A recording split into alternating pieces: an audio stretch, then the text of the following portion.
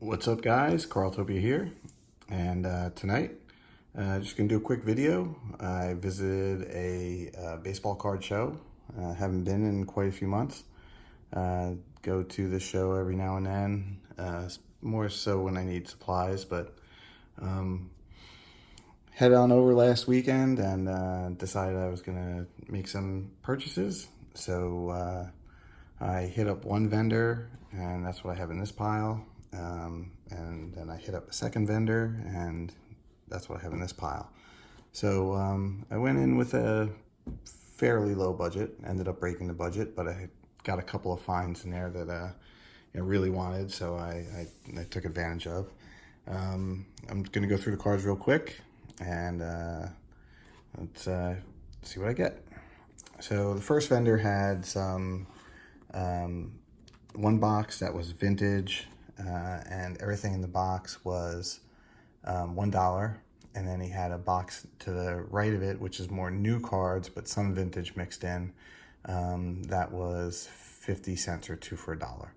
So, and then he had another box to the left of those two that was priced as marked, mostly newer cards, but after I talking to him for a little bit, you know, he basically let me know that, you know, he said, you might want to look in here if you like, you know, if you like some rookies. So I took a look through that, and I ended up making a purchase out of there too. So the first few cards are going to be from the $1 box. That's these cards right here. These are from the vintage. No, sorry, that's not all from the vintage. So these three were from the vintage box right here. So these were each $1.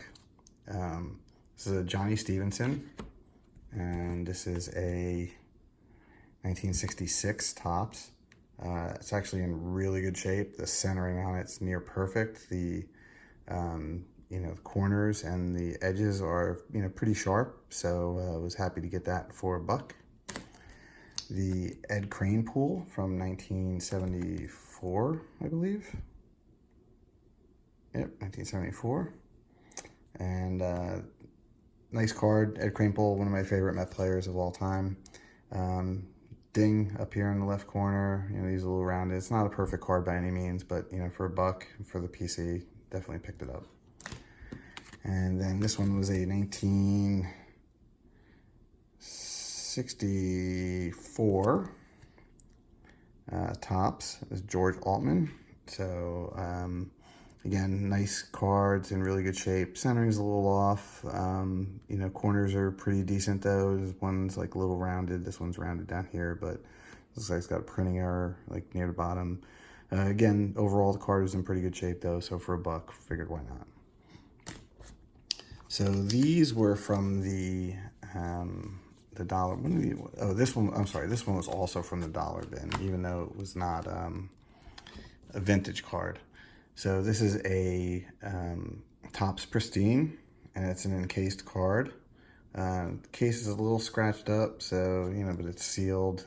Debating whether to take it out of this case and put it in a nicer, like, you know, magnetic case or something, but it's from their Legendary Years series. It's Darryl Strawberry, and it's numbered to 549. So numbered card for $1, can't go wrong. So that's what I pulled out of the dollar box. These all came out of the 50-cent box, and didn't have some of these cards. You can obviously see that they're not Mets cards. Some of them are not Mets cards. This Barry Bonds card marked as $8. It was in the 50-cent box. I actually asked the guy if he, you know, had it in the right box. He said yes. It's slightly off-centered.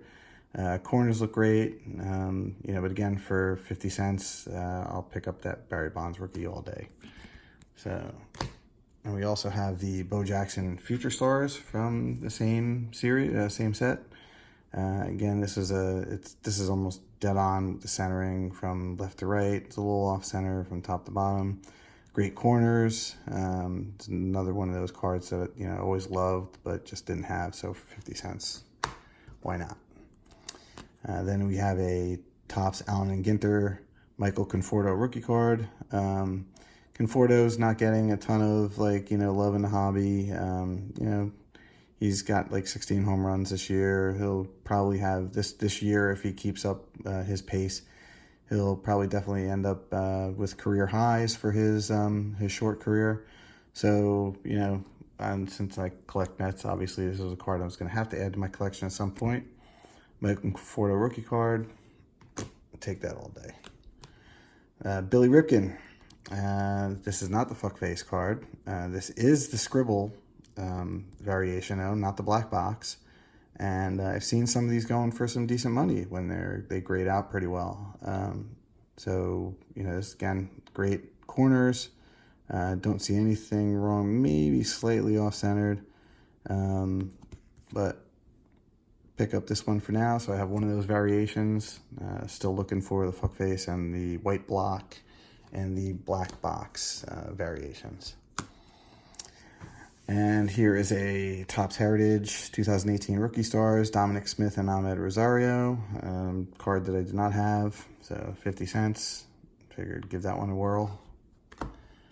I love this card. This is a reprint of the 73 Topps. I'd love to have this as a 73 Topps. I actually saw one in the other bin that I looked at, but you know, I wasn't liking the price on it too much. So again, even though it's a reprint, it's still a great card. Willie Mays in Mets uniform. I'll take it all day. And this was the Price as Marked box. And this was the only vintage card that I could find pretty much in this entire box of, you know, newer cards. And, you know, he said, I think he was kind of leading me in this direction when he told me, if you like, you know, vintage rookies, like this is the box to check. Again, because I didn't see a whole lot of vintage rookies in there. Cards off-centered, top to bottom, left to right looks pretty good. It's kind of, you know, these corners are not the greatest. In perfect condition, this is like an $85 card, I believe, something like that. For $5, I figured, what the hell? Dave Winfield rookie, I'll take it.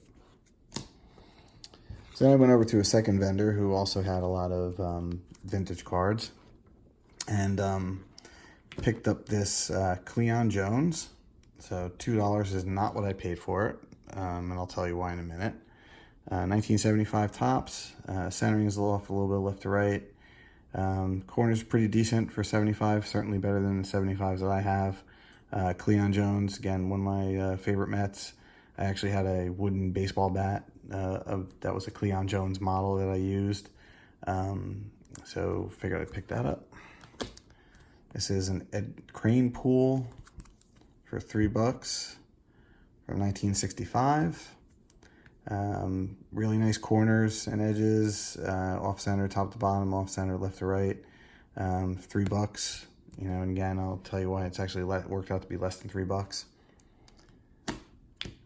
A Ron Swoboda Gold Cup card for $3, 66 Topps. Again, the centering on this is, I mean, it's dead on. I mean, you really, I don't think you can get much better centering on a card like this. The corners are great, edges are great, but I did not see this when I was purchasing this card. I thought I was getting a steal. Unfortunately, I did not see the writing up at the top. So cards that are written on, I think with PSA, definitely they get bumped down. Not the greatest, so, but you know, for my PC for now, I'll take it.